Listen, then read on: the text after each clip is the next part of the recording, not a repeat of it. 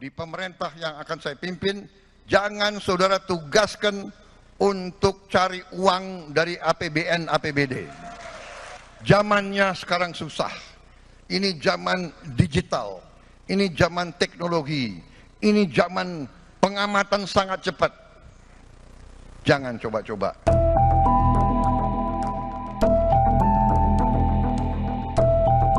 Tegas, Presiden terpilih Prabowo Subianto menyebut para calon menterinya kelak tidak mencari uang dari anggaran negara. Di depan para legislator PKB beberapa waktu lalu, Prabowo bilang banyak kebocoran dalam pengelolaan kekayaan negara sehingga tidak sampai ke rakyat. Sementara Wakil Presiden terpilih Gibran Rakabuming Raka menegaskan pernyataan Prabowo merupakan komitmen dari awal Prabowo Gibran. Namun tidak hanya menteri ataupun partai politik, pernyataan ini berlaku untuk semuanya. Gibran menegaskan bahwa niat mereka adalah membangun negeri, sehingga pihaknya akan terus mengingatkan untuk semuanya bahwa jangan mencari uang dari APBN. Komitmen dari awal, ya.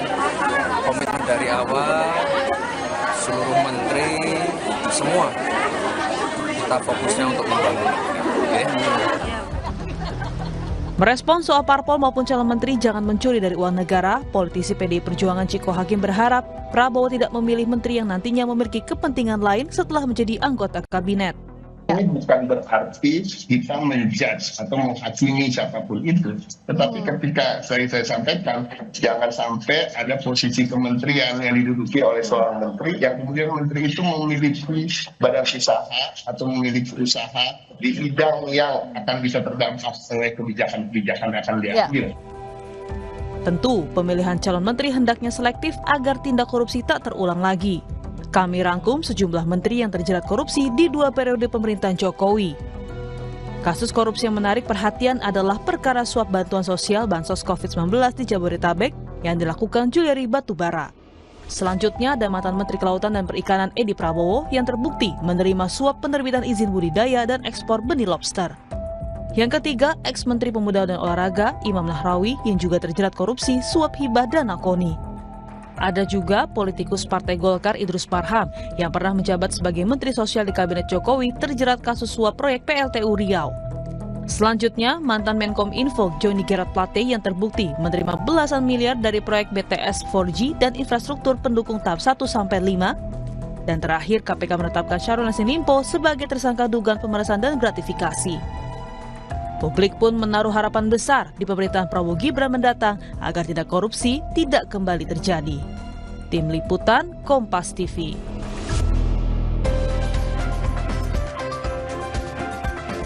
Saudara Presiden terpilih Prabowo Subianto mengingatkan partai politik dan calon menterinya mendatang tidak mencari uang dari anggaran negara alias APBN.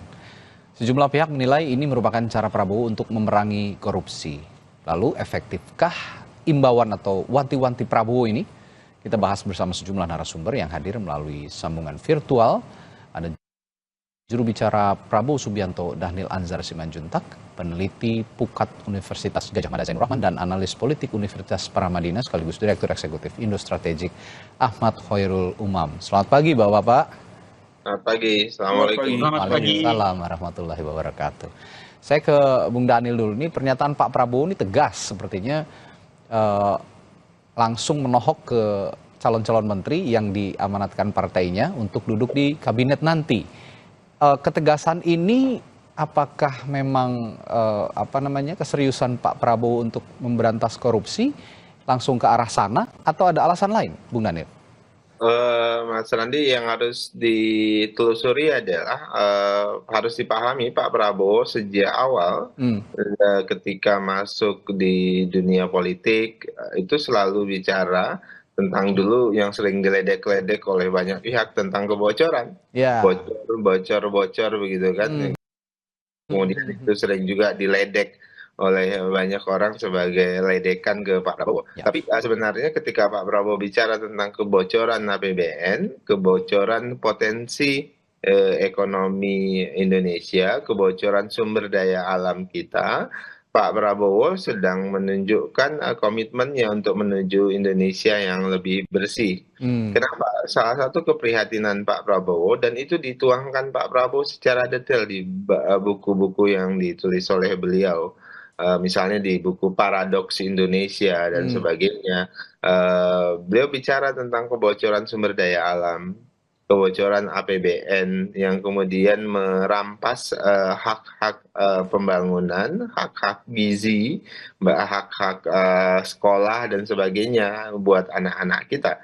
Nah, jadi statement yang disampaikan oleh Pak Prabowo di forum Rakornas PKB beberapa waktu yang lalu itu bagi kami adalah hal yang biasa dan menegaskan kembali komitmen yang selama ini itu sudah ditunjukkan oleh Pak Prabowo.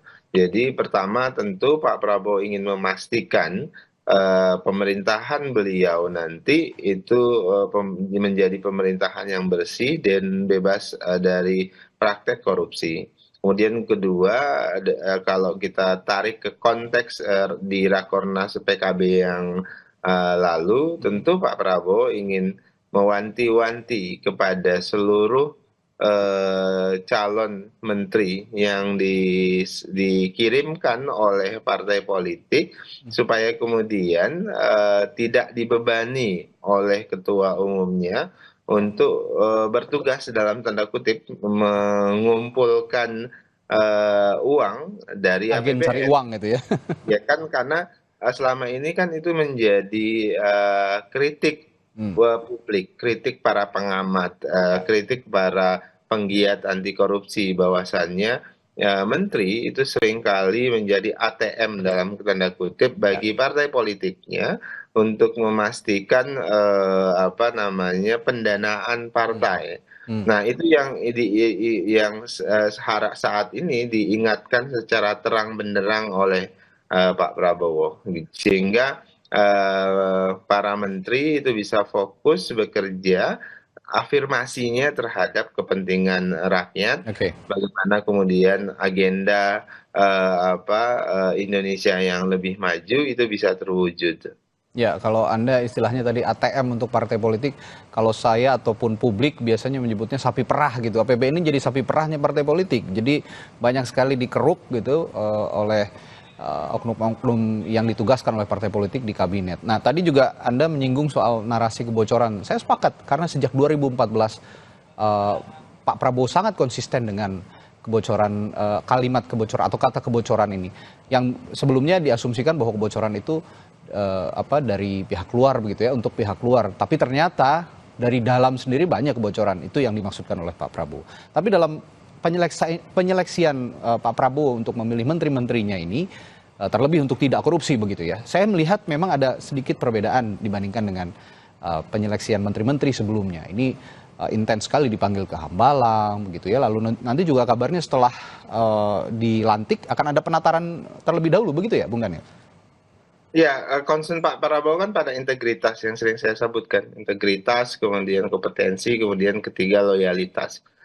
Sehingga Pak Prabowo sekarang melakukan profiling dengan sangat ketat. Beliau punya mekanisme sendiri. Nah, kemudian nanti memang betul ada seperti pemantapan komitmen begitu setelah nanti pelantikan terhadap para menteri dan para wakil menteri, Mas. Oke, ini yang menjadi pembeda nanti, dan semoga penyeleksian dan juga setelah dilantik nanti ada pemantapan ataupun istilahnya juga mungkin penataran atau apapun begitu ya. Ini bisa sangat-sangat menyeleksi orang-orang yang duduk di kabinet sehingga bisa menjalankan pemerintahan Pak Prabowo dengan baik. Saya ke Mas Rohman. Mas Rohman, analisis Anda pernyataan yang dinyatakan oleh Pak Prabowo di Rakornas PKB ini pernyataan yang tegas atau hanya normatif saja biasanya? Ya, kita apresiasi ya bahwa di awal masa pemerintahan sebelum beliau menjabat, Pak Prabowo menegaskan komitmen anti korupsinya. Namun tentu komitmen lisan tidak akan pernah cukup. Perlu ditindaklanjuti dalam bentuk komitmen kebijakan. Orang tidak akan takut melakukan korupsi hanya diberi pidato. Tetapi memang pidato itu sendiri bisa menunjukkan awal yang baik. Nah, kebijakan seperti apa yang ditunggu sebagai bentuk komitmen anti korupsi? Menurut saya yang pertama adalah harus ada instrumen pemberantas korupsi yang efektif. Ini sangat menentukan deterrent effect. kalau kita lihat dari sisi data ya, 2019 sampai 2024, itu pemberantasan korupsi mengalami penurunan yang sangat drastis. Ada banyak indikator, salah satunya bisa dilihat dari indeks persepsi korupsi. IPK kita 2023 itu sama persis dengan 2014, artinya selama 10 tahun terjadi stagnasi. Kenapa? Ada banyak pendapat. Salah satunya yang sangat kuat mengatakan bahwa setelah revisi Undang-Undang KPK melalui Undang-Undang 19 2019, deteran efek KPK itu menjadi sangat kecil atau bahkan hampir hilang. Pejabat tidak lagi takut melakukan korupsi. Oleh karena itu, menurut saya, salah satu yang ditunggu oleh publik adalah komitmen Presiden terpilih Prabowo nanti yang pertama harus mengembalikan independensi KPK. Caranya seperti apa? Ya, kembali melakukan revisi Undang-Undang KPK. Yang kedua adalah instrumen hukum yang dapat secara efektif mendukung pemberantasan korupsi. Presiden Jokowi sudah mengirimkan surat presiden mengenai RUU perampasan aset. Sampai sekarang mandek tidak dibahas oleh DPR. Tentu dengan koalisi yang sangat besar, Presiden terpilih Prabowo punya modal politik yang sangat kuat untuk bisa mempercepat pembahasan RUU perampasan aset kejahatan ini. Tetapi memang RUU itu sendiri sampai sekarang menurut kami juga masih ada beberapa catatan. Ada dua yang paling penting agar itu tetap ada di dalam RUU ini, Mas Randi. Yang pertama adalah untuk kriminalisasi illicit enrichment, pengayaan secara tidak wajar. Yang kedua adalah unexplained wealth atau harta yang tidak dapat dijelaskan asal-usulnya. Nah, kalau Indonesia punya instrumen yang dapat secara efektif melakukan pemberantasan korupsi, KPK-nya independen dan juga ada undang-undang perampasan aset, saya pikir itu bisa menjadi deterrent effect yang efektif sehingga pejabat akan takut melakukan korupsi. Karena kan korupsi ini seperti tadi disampaikan, ini kan terkait dengan kanker yang ada di dalam kekuasaan itu sendiri, begitu ya. Bahkan para pelaku korupsi itu seakan-akan merasa dia punya dukungan. Dukungan dari apa? Dukungan dari penguasa tertinggi. Nah, kalau korupsi itu sebenarnya yang saya ingin ingatkan tidak hanya sekadar mencuri dari APBN atau APBD, tetapi juga trading in influence atau bahkan menerima suap atau gratifikasi. Itu kan dua-duanya bukan dari keuangan negara. Jadi saya ingin katakan bahwa pidato Presiden terpilih Prabowo itu bagus, tetapi perlu diwujudkan dalam bentuk kebijakan yang nyata. Saya berharap dalam 100 hari akan ada dua yang saya sebut tadi. RUU KPK dan yang kedua adalah RUU perampasan aset hasil kejahatan. Mas Randi. Baik. Lalu ini tadi kita juga bicara soal seleksi calon menteri gitu yang seharusnya diberikan Prabowo untuk pembantu-pembantunya di kabinet nanti. Apakah sudah on the track Anda melihatnya? Atau masih harus ada yang perlu diperdalam lagi untuk menyeleksi menteri-menteri yang diwanti-wanti oleh Pak Prabowo ini jangan cari uang dari APBN begitu, Mas Rohman? Ya, tentu rekam jejak itu sangat berpengaruh terhadap masa depan pelaksanaan tugas dan kewenangan dari seorang pejabat gitu ya. Kalau orang yang terbiasa punya standar moral yang rusak, mudah menerima gratifikasi apalagi suap, itu pasti ke depan punya resiko yang jauh lebih tinggi untuk menjadi pelaku atau bahkan residivis itu kan adalah orang yang selalu melakukan pengulangan terhadap tindak pidana begitu. Orang yang pernah melakukan pelanggaran itu punya potensi melakukan pelanggaran lagi lebih besar daripada orang yang tidak pernah melakukan pelanggaran. Sehingga menurut saya memang penelusuran rekam jejak terhadap calon-calon pejabat publik apalagi sekelas menteri ini sangat penting. Salah satu yang sangat penting sebagai instrumen adalah menurut saya dari sisi integritas.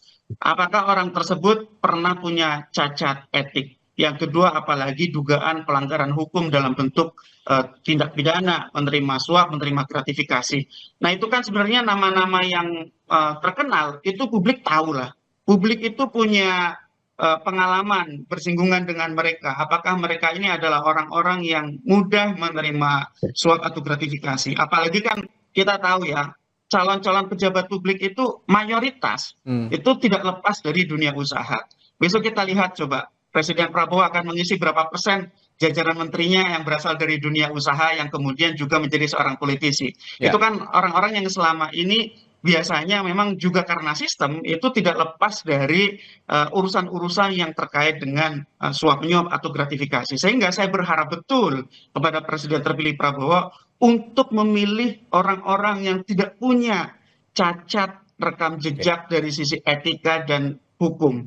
Kalau mereka punya cacat di masa lalu, maka akan menjadi sangat besar kemungkinannya mengulangi perbuatan. Yang kedua, saya berharap dari sisi partai politik, Presiden Prabowo juga saya pikir bisa begitu ya, membuat kontrak kesepakatan dengan parpol-parpol pengusungnya, ya, yaitu ketika ada anggota partai politik yang menjabat sebagai menteri atau jabatan lain melakukan korupsi, maka semua menteri dari parpol yang sama harus direshuffle. Itu sebagai bentuk ancaman komitmen pemberantasan korupsi dari parpol dan dari presiden terpilih. Saya pikir itu kan bisa menaikkan deterrent effect dari komitmen anti korupsi untuk kabinet ke depan. Kenapa? Karena memang biasanya menteri-menteri melakukan korupsi itu tidak lepas dari adanya kebutuhan-kebutuhan untuk pendanaan parpol. Akan ada munas, akan ada mubes, akan ada kampanye gitu ya. Bahkan biasanya gitu ya, parpol-parpol ini juga meminta kepada calon-calon kepala daerah begitu ya, kepada calon-calon anggota legislatif untuk setor. Jadi tidak hanya sekadar menteri-menterinya, kemarin Presiden terpilih Prabowo juga mengatakan jangan juga curi dari APBD begitu ya. Nah, ini juga biasanya ada ada permintaan ketika kandidasi bayi. Mungkin ini relevan nanti di 2028, tetapi ini juga menjadi concern. Nah, kalau kita lihat memang sebenarnya yang dipertegas itu tidak hanya sekadar komitmen personalnya, tetapi juga komitmen secara organisasi, yaitu partai politiknya. Ketika ada kadernya itu melakukan korupsi yang terkait dengan parpol, maka seluruh kader parpol tersebut kalau bisa dikeluarkan dari gerbong kekuasaan. Gagasan yang menarik. Ini gagasan yang menarik yang akan juga saya nanti tanyakan kepada Bung Daniel Anzar sebagai juru bicara Pak Prabowo. Tapi saya akan minta perspektif, kalau tadi perspektif soal kacamatanya dari hukum, saya akan minta perspektif dari seorang analis komunikasi politik. Dari kacamata komunikasi politik, Mas Umam, Anda melihat ini bisa benar-benar dipahami, didengar, diserap oleh partai politik, atau jangan-jangan malah ini dianggap angin lalu saja gitu? Ya Mas Reddy, apa yang disampaikan oleh Pak Prabowo itu tentu setiap kepemimpinan baru tentu memberikan harapan baru.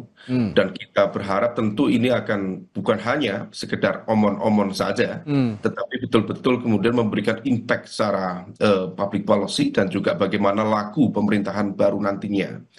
Tetapi memang terkait dengan konteks ini tidak mudah, karena bagaimanapun juga praktik korupsi baik dalam skala kecil atau petty corruption maupun yang kategorinya sangat besar, state capture corruption, memang cukup menggurita. Dan tadi disampaikan oleh Mas Zainur Rahman, tren kalau misal kita cermati dengan menggunakan ukuran Corruption Perception Index, itu mengalami proses reduksi dan juga pelemahan yang cukup signifikan. Dan ini secara materi yang disampaikan oleh Pak Prabowo tentu sangat relevan. Bagaimana kemudian praktik-praktik yang kemudian dilakukan dalam konteks tata kelola pemerintahan itu justru tidak kontraproduktif terhadap apa yang menjadi agenda pemerintahan ke depan. Karena situasi fiskalnya memang betul-betul kurang optimal saat ini. Kalau misal kita proyeksikan ya, untuk penerimaan negara sekitar 2.900 atau bahkan optimisnya sekitar 3.005 triliun, itu praktis 45%-nya itu sudah dipakai untuk membayar utang luar negeri. Kemudian nanti belum lagi katakanlah alokasi sekitar 20% untuk pendidikan, kemudian nanti yang lain belum lagi sekitar 26% itu nanti harus dialokasikan untuk transfer ke daerah terkait dengan skema pemerintahan yang terdesentralisasi, maka sebenarnya ruang fiskal itu tidak banyak. Nah, ini yang kemudian kalau misal pesan tentang kebocoran tadi disampaikan lagi, tentu sangat penting, tentu sangat relevan. Yang menjadi pertanyaan adalah bagaimana pesan itu bukan sekedar omon-omon saja, tetapi betul-betul memberikan impact dalam konteks laku pemerintahan. Saya menggarisbawahi dalam konteks ini bukan semata-mata pada level pemerintahan pusat.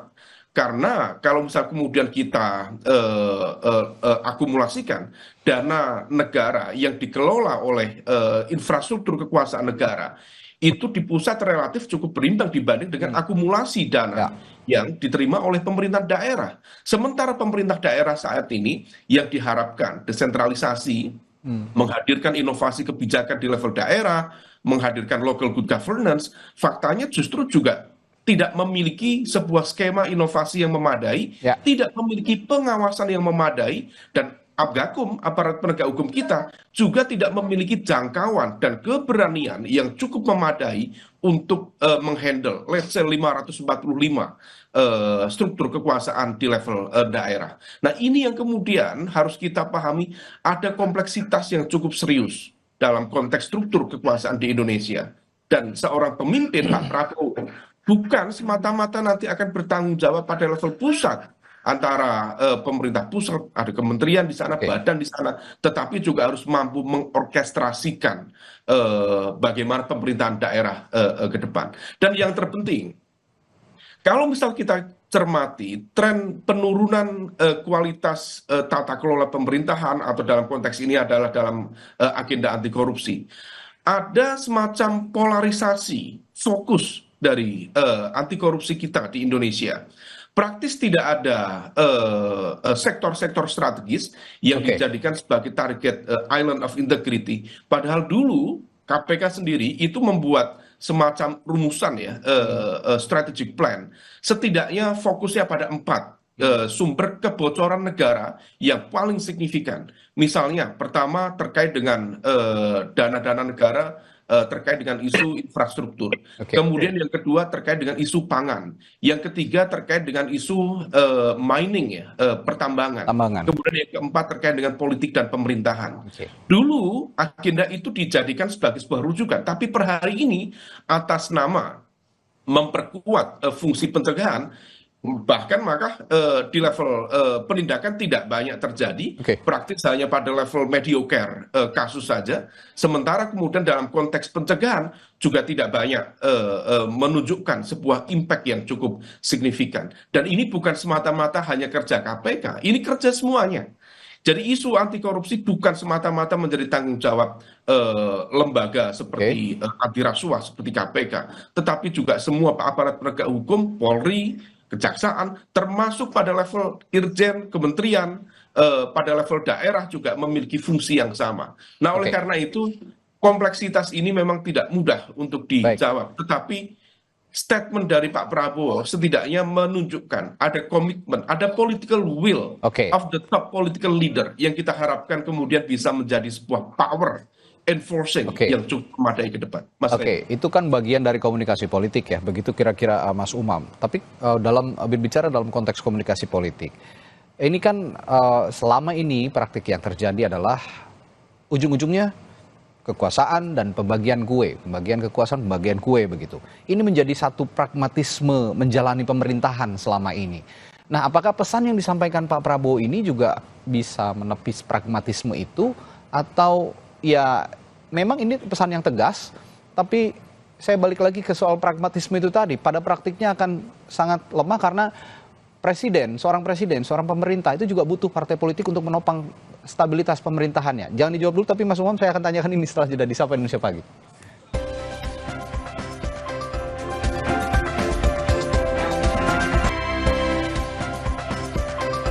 Sebelum saya lanjutkan perbincangan hari ini, saya akan bacakan pernyataan dari ekonom senior Sudrajat Jiwandono yang mengatakan yang dibutuhkan tim ekonomi pemerintahan Presiden Prabowo adalah orang-orang jujur. Ia yakin Prabowo akan memilih orang yang tepat dan tidak menjadi masalah jika pilihannya adalah profesional, partai politik, atau teknokrat.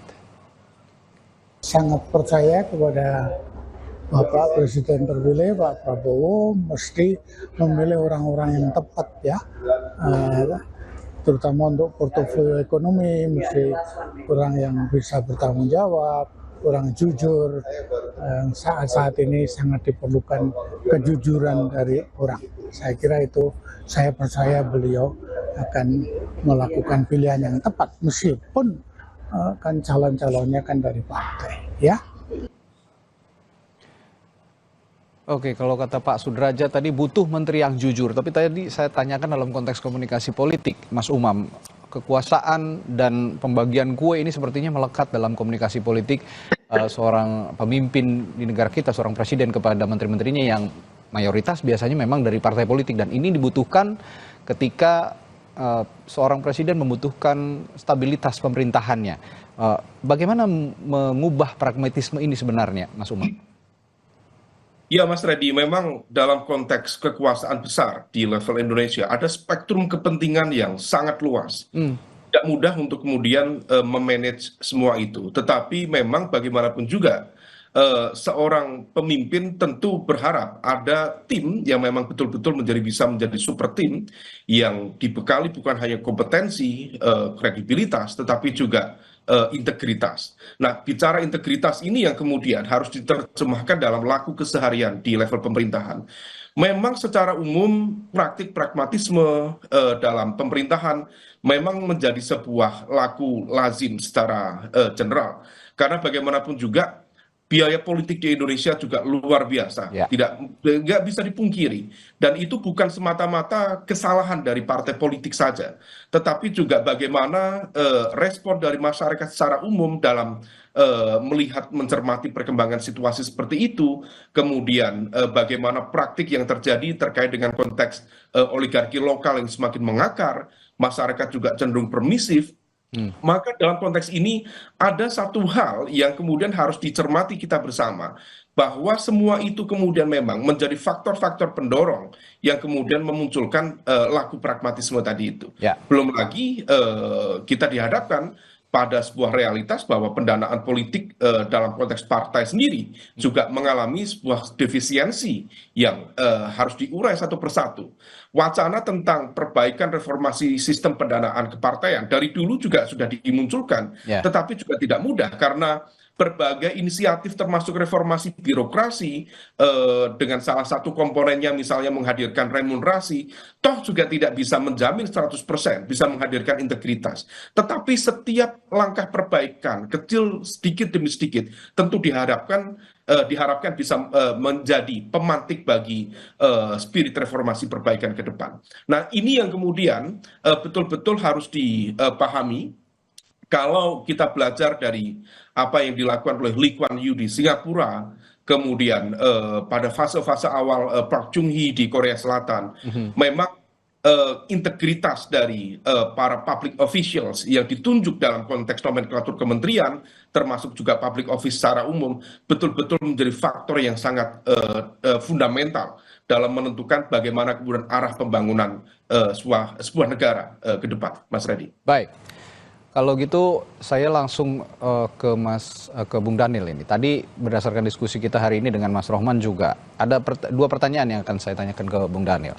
Yang pertama tadi soal kontrak kesepakatan yang dikatakan kalau korupsi, partai politik korupsi ini bisa saja semua menterinya ditarik dari kabinet gitu, jatah menterinya dicabut. Nah, itu yang pertama, apakah itu memungkinkan untuk diwujudkan oleh Pak Prabowo? Dan yang satu, program 100 hari Pak Prabowo juga, apakah juga mencantumkan soal perbaikan Undang-Undang KPK dan juga RUU perampasan aset? Bung Daniel, silakan. Pertama, tentu saya tidak bisa menjawab hal yang sangat teknis misalnya, yang apakah kebijakan model itu akan dilakukan oleh Pak Prabowo ke depan. Kalau kemudian ada satu menteri dari partai politik atau dari non partai politik yang korupsi kemudian semuanya diberhentikan. Tapi yang jelas yang bisa saya jawab adalah Pak Prabowo memiliki komitmen, dan komitmen itu disampaikan secara terang benderang kepada Ketua Umum Partai Politik. Artinya Pak Prabowo sudah melakukan early warning system terhadap semua kader partai yang akan berada di kabinet maupun partainya sendiri. Kemudian juga kepada kelompok-kelompok profesional yang lain. Dan Pak Prabowo kan sudah melakukan profiling sejak awal, artinya ketika partai politik mengajukan calonnya, Pak Prabowo tidak terima begitu saja, tapi juga melakukan profiling dan memastikan mereka punya integritas, kemudian kompetensi dan loyalitas. Kemudian kedua terkait dengan apakah nanti ke depan itu Pak Prabowo akan lebih tegas terkait dengan agenda-agenda anti korupsi, itu dipastikan Pak Prabowo melakukan itu secara simultan, karena Pak Prabowo punya komitmen yang memang itu sudah menjadi sikap beliau sejak awal, Mas Radhi. Jadi Ya. saya yakin itu akan dilakukan. Jadi untuk perbaikan Undang-Undang KPK, karena sekarang yang jadi concern adalah Undang-Undang KPK ini seolah melancarkan atau memudahkan gitu ya, memudahkan orang-orang ataupun pihak-pihak melakukan praktik korupsi, dinilainya seperti itu. Nah, pun juga dengan RUU perampasan aset yang dikatakan oleh Mas Rohman tadi mandek gitu di DPR. Ini yang jadi komitmen Pak Prabowo. Kedua hal ini akan menjadi masuk dalam program 100 hari Pak Prabowo, itu sudah dipastikan oleh Bung Daniel tadi. Tapi dalam konteks komunikasi politik juga saya akan tanyakan, Bung Daniel, kalau ini oke lah, ini katakan warning yang tegas, warning yang keras gitu untuk partai politik. Tapi kan Pak Prabowo juga butuh partai politik untuk menjaga stabilitas pemerintahan. Apalagi misinya Pak Prabowo ini merangkul semua untuk membangun bersama. Apakah misi ini dan juga warning yang tadi disampaikan bisa sama-sama berjalan? Iya, tadi kan saya sebutkan bahwasannya Pak Prabowo tidak ingin memberikan cek kosong ketika minta menteri-menteri dari partai politik. Jadi Pak Prabowo berkeyakinan ini bisa berjalan bersama, artinya komitmen anti korupsi itu harus menjadi komitmen kepala negara dan kepala pemerintahan terlebih dahulu, kemudian para menteri itu harus mengikuti komitmen yang serupa. Dan itu ditekankan oleh Pak Prabowo kepada semuanya.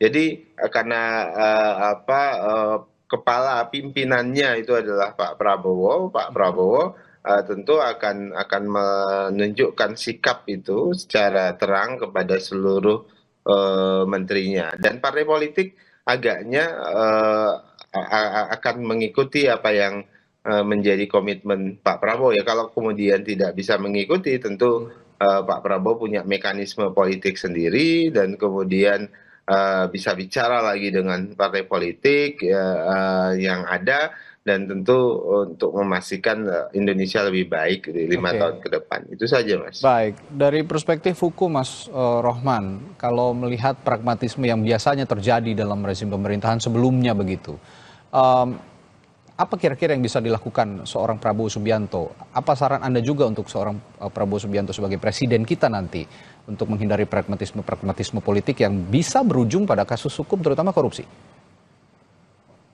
Ya, memang yang paling pertama dan utama adalah komitmen dari pemimpin tertinggi. Tetapi sekali lagi, saya sangat ingin Presiden terpilih Prabowo ini sukses di dalam memimpin bangsa Indonesia 5 tahun ke depan. Nah, kita kalau membicarakan soal kemajuan bangsa, pembangunan, kesejahteraan, pertumbuhan ekonomi, itu punya prasyarat. Prasyaratnya adalah pemberantasan korupsi dan kepastian hukum. Nah, kalau komitmen lisan, Mas Daniel, kami sama sekali tidak mempertanyakan. Yang ingin publik dengar adalah Mas Daniel mungkin bisa membantu agar publik bisa memahami akan dijalankan dengan cara seperti apa komitmen anti korupsi Presiden terpilih Prabowo itu ke depan gitu ya. Kalau tadi Mas Dandi menyatakan bahwa Presiden terpilih Prabowo akan punya komitmen 100 hari untuk RUU perampasan aset dan RUU KPK, sepertinya tadi Mas Dandi tidak mengatakan seperti itu gitu ya. Yang kedua adalah dari sisi penegakan hukum. Ada problem serius selama 5 atau bahkan 10 tahun terakhir, yaitu hukum dijadikan sebagai alat kepentingan politik praktis. Bahkan Presiden terpilih Prabowo dalam berbagai kesempatan itu sudah mengatakan, misalnya bahkan susah mencari kredit selama di luar pemerintahan, atau bahkan begini caranya begitu ya. Artinya publik sangat berharap agar ke depan Presiden terpilih Prabowo ini dapat melakukan reformasi di dunia penegakan hukum dengan mendasar. Kenapa? Karena sampai sekarang indeks persepsi korupsi itu disumbang nilai buruknya. Yang pertama adalah judicial corruption, korupsi di bidang penegakan hukum. Yang kedua adalah political corruption, korupsi di bidang politik. Dan kalau kita baca berbagai pendapat ekonom yang menghambat foreign direct investment, itu salah satunya adalah high cost economic, yang itu biasanya berupa red tape, adanya pungutan liar, adanya permintaan suap gratifikasi ketika mengajukan izin, ketika menjalankan bisnis, ketika diawasi, dan seterusnya. Sehingga indeks persepsi korupsi itu harus diperbaiki dengan memperbaiki ya penegakan hukum. Caranya seperti apa? Menurut saya yang pertama adalah dengan melawan judicial corruption, korupsi di bidang penegakan hukum. Caranya seperti apa? Ya sekali lagi yang pertama dan utama menurut saya adalah kembalikan independensi KPK. Yang kedua, sahkan RUU perampasan aset. Yang ketiga, jalankan agenda reformasi penegakan hukum, mulai dari undang-undangnya. Ya, KUHP kita itu tipenya adalah crime control model. Harus diseimbangkan dengan apa yang disebut sebagai due process of law untuk penghormatan terhadap hak asasi manusia dan perlindungan terhadap korban. Yang kedua, perbaiki lagi itu untuk aparat penegak hukum, mulai dari rekrutmen, promosi, mutasi, demosi, pembinaan, pengawasan. Ya, perbaiki Kompolnas, Komjak, perbaiki kekuasaan yang sangat besar di institusi penegak hukum kita dengan menyeimbangkan dengan pengawasan, perbaiki kesejahteraan. Nah, kalau kesejahteraan biasanya Presiden terpilih Prabowo cukup semangat untuk membahasnya. Tetapi kan yang lain-lain ini masih menjadi PR yang harus diselesaikan ke depan. Sehingga menurut saya tidak mungkin ya bangsa Indonesia maju, ya sejahtera, adil makmur, kalau aspek penegakan hukumnya tidak diperbaiki, pemberantasan korupsi tidak diseriusi. Nah, sekali lagi Mas Daniel, yang ingin publik dengar termasuk saya khususnya adalah bagaimana dari sisi kebijakan itu akan dilakukan ke depan oleh Presiden terpilih Prabowo, begitu ya. Kalau komitmennya kami sama sekali tidak ragukan, kami dukung sepenuhnya komitmen pemberantasan korupsi oleh Presiden Prabowo. Tetapi kan ke depan ini bagaimana cara menjalankannya gitu ya. Dan sekali lagi harus diingat bahwa korupsi itu adalah kanker yang itu musuh, tetapi musuhnya bukan dari luar, musuhnya dari dalam kekuasaan itu sendiri. Itu tadi yang dimaksud oleh mungkin bukan dari partai di luar kekuasaan, Mas Randy ya. Bahkan mungkin dari dalam Gerindra itu sendiri begitu ya. Edi Prabowo juga Menteri Kelautan Perikanan kemarin juga dari internal Gerindra sendiri. Jadi ini memang menghadapi sesuatu yang tidak mudah, menghadapi kanker di dalam tubuh kekuasaan itu sendiri. Itu tadi, tubuh kekuasaan itu perlu penangkal. Penangkalnya itu menurut saya yang kelembagaan anti korupsi yang efektif dan instrumen perundang-undangan yang dapat mencegah orang untuk melakukan korupsi dengan cara memberikan disinsentif yang besar. Kalau orang punya harta yang tidak dapat dijelaskan asal-usulnya, disita untuk negara. Kalau orang punya penambahan harta yang tidak wajar, disita untuk negara. Itu yang ditunggu oleh publik. Ini yang ditunggu oleh publik, hal-hal yang konkret yang bisa dilakukan seorang Prabowo Subianto sebagai presiden nanti untuk sama-sama memiliki concern khusus terhadap korupsi, pemberantasan korupsi di Indonesia. Terakhir, Mas Umam, tadi saya kita juga sudah menyimak pernyataan ekonom senior Pak Sudrajat Jiwandono, katanya kalau mau punya pemerintahan yang bersih ya menteri-menterinya harus jujur, harus punya menteri yang jujur. Nah, dalam konteks penyeleksian menteri yang dilakukan Pak Prabowo selama ini, mulai dari setelah terpilih sampai hendak dilantik, ini kan prosesnya berjalan terus. Nah, Anda optimistis Pak Prabowo bisa mendapatkan menteri yang jujur nanti? Ya, dalam situasi ini semua diharapkan bisa bersikap optimis, Mas Reddy. Karena kalau misal termasuk saya. Tetapi begini, bahwa kemudian optimisme itu memang betul harus di breakdown supaya kemudian menjadi optimisme yang terukur. Bukan optimisme yang asal semangat, asal optimis, tetapi tidak didasarkan pada track record, pada rekam jejak dari seorang tokoh yang akan dipercaya memimpin sebuah nomenklatur kekuasaan apapun itu nama kementeriannya. Nah, menurut informasi spekulatif yang saya terima misalnya, Pak Prabowo juga sudah memiliki sense, barangkali juga informasi dari lingkar dekatnya untuk menyeleksi nama-nama yang akan dipercaya itu. Ada beberapa nama yang menurut informasi spekulatif dikategorikan kurang begitu amanah dalam mengelola keuangan. Katanya kemudian Pak Prabowo secara pribadi mengkat itu. Artinya bahwa komitmen itu di level fase awal sudah ada. Nah, tinggal kemudian bagaimana diterjemahkan dalam spektrum yang lebih luas. Nah, ini yang kemudian menjadi pertanyaan publik. Dan jujur di Indonesia itu bukan menjadi sebuah jaminan keselamatan. Banyak orang jujur, tetapi juga yang jujur tidak sedikit yang hancur. Jujur tetapi kemudian menjadi tumbal dari sebuah benturan. Jujur malah tersingkir begitu ya? Yang jujur tersingkir tidak sedikit. Nah, ini yang kemudian menjadi concern. Bagaimana kemudian netralitas, independensi dari penegak hukum yang ada di sekitar kita. Bukan hanya KPK. Bagaimana kemudian Kejaksaan Agung. Bagaimana juga dengan Polri. informasi-informasi spekulatif yang berkembang selama ini, ada penegak hukum datang kepada elit partai politik tertentu, menyodorkan sprindik, kemudian memberikan ancaman-ancaman politik dan sebagainya. Semua itu kalau misal memang benar, tentu ini spekulatif, tidak ada yang bisa mengkonfirmasi itu. Tapi kalau misal laku itu benar, maka kejujuran bukan menjadi sebuah prasyarat utama, tetapi juga kita harus bisa memastikan dengan kekuasaan besar yang dipegang oleh presiden, karena presiden adalah panglima tertinggi dalam agenda pemberantasan korupsi, maka yang bisa dilakukan adalah memberikan penguatan kepada lembaga anti korupsi, memberikan perlindungan kepada lembaga anti korupsi, termasuk juga meningkatkan profesionalitas, independensi, dan netralitas dari lembaga itu. Jangan sampai misalnya satu partai ada salah satu dari anggotanya kemudian melakukan praktik korupsi, yang lain kemudian harus mundur. Tadi sama, kalau misal kemudian yang melakukan itu dari ruling power, dari ruling party, bagaimana? Apakah kemudian partai dari pengusung misalnya, atau bahkan partai inti dari presiden sendiri harus mundur? Tentu dalam konteks kalkulasi politik menjadi agak problematik di sana. Nah, ini yang kemudian lagi-lagi praktik semacam ini yang harus kita breakdown. Tentu backup dari kalangan masyarakat sipil juga harus didengar. Saya berharap tidak ada lagi gap, tidak ada lagi jarak antara istana dengan civil society. Maka istana harus mendengar dengan baik saran, masukan, kritik dari masyarakat sipil. Bukan justru masyarakat sipilnya disadap, bukan justru masyarakat sipilnya dikriminalisasi. Nah, ini yang kemudian menjadi pelajaran yang sangat baik dalam beberapa momentum terakhir ini, supaya kemudian konsolidasi demokrasi ke depan betul-betul menghadirkan efek pemberantasan korupsi yang efektif, dan impact-nya adalah hadirnya good governance atau tata kelola pemerintahan yang baik, transparan, dan akuntabel. Mas Randy, saya sedikit.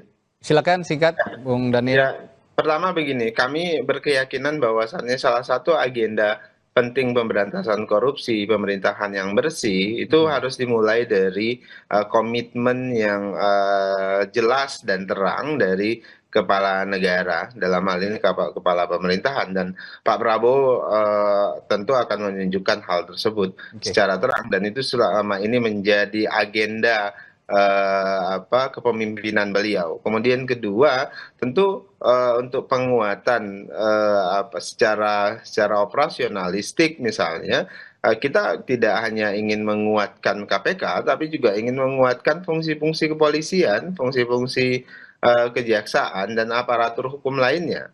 Nah, Pak Prabowo terus terang memang memulai pendekatan agenda pemberantasan korupsi, agenda memperkuat integritas aparatur itu tentu dengan sistem yang sering beliau sebut sebagai reward and punishment. Nah, ini Pak Prabowo sedang memberikan reward kepada aparatur hukum. Ini gaji pendapatan aparatur hukum akan diperbaiki. Tapi kemudian jangan lupa setelah ini, setelah pendapatan atau gaji lebih baik, maka kalau Anda macam-macam, maka hukumannya akan sangat berat. Nah, itu yang sedang dilakukan oleh Pak Prabowo pada saat ini. Dan mudah-mudahan rakyat Indonesia dan semuanya bisa mendukung penuh, dan kita doakan Pak Prabowo bisa melakukannya dengan baik.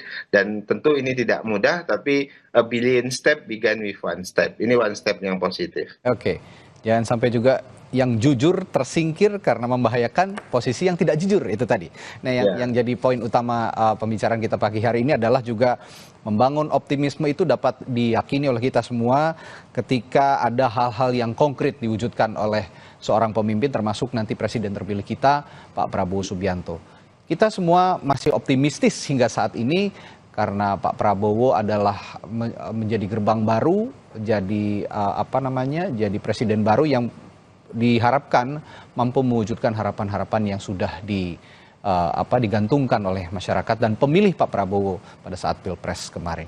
Baik, terima kasih juru bicara Prabowo Subianto Dhanil Anzar Simanjuntak, peneliti Pukat UGM Zainur Rahman, dan analis politik Universitas Paramadina sekaligus Direktur Eksekutif Indo Strategik Ahmad Khairul Umam telah berbagi perspektifnya pagi hari ini di Sapa Indonesia Pagi. Terima kasih Bapak-bapak, sehat selalu, sampai jumpa lagi.